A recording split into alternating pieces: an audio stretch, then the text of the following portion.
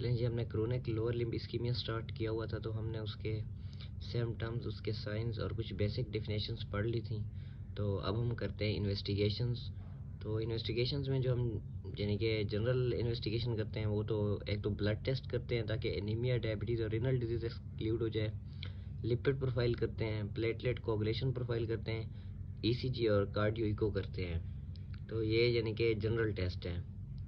और specific test कौन से हैं, उनमें से एक डॉपलर अल्ट्रासाउंड है। डॉपलर अल्ट्रासाउंड आपको ये बताता है कि जो है ना ब्लड फ्लो हो रहा है एक एरिया से या नहीं हो रहा, ठीक है।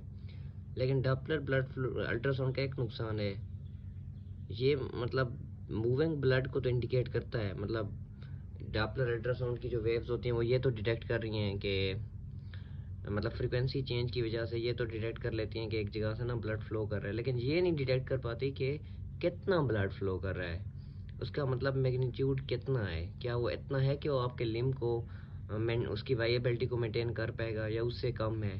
तो ये एक ड्रॉबैक है इसका।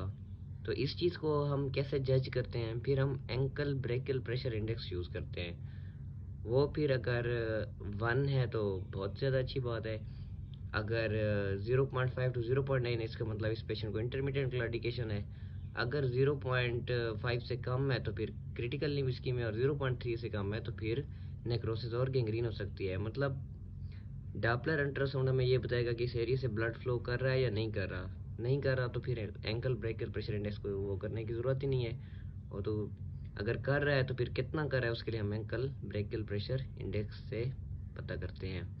इसके अलावा डुप्लेक्स स्कैनिंग, ये बी मोड ऑफ अल्ट्रासाउंड है जिसमें हम डॉपलर को यूज़ करते हैं और हमें जो वेसल्स होते हैं उनकी इमेज और ब्लड फ्लो की कलर कोडिंग ये पता चलती है।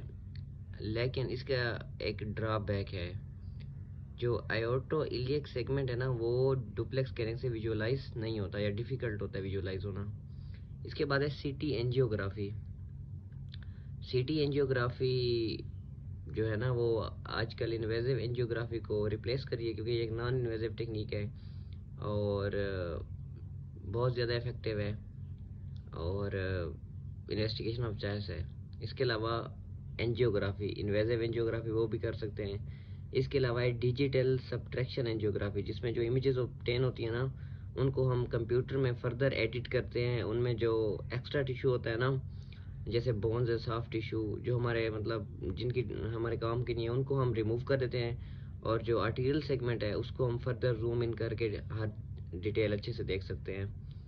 तो डिजिटल सब्ट्रैक्शन एंजियोग्राफी भी एक लेटेस्ट टेक्निक है और बहुत ज़्यादा इन्फॉर्मेशन इससे मिलती है हमें। तो जो स्पेसिफिक इन्वेस्टिगेशन है इनके नाम मैं दोबारा बता देता हूँ आपको।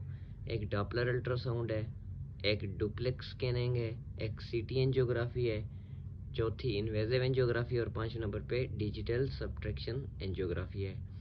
तो उम्मीद है आपको समझ आ गई होंगी ये इन्वेस्टिगेशंस। तो इसके बाद हम ट्रीटमेंट करते हैं इसका। तो कोई भी मसला हो तो आप पूछ सकते हैं। Thank you.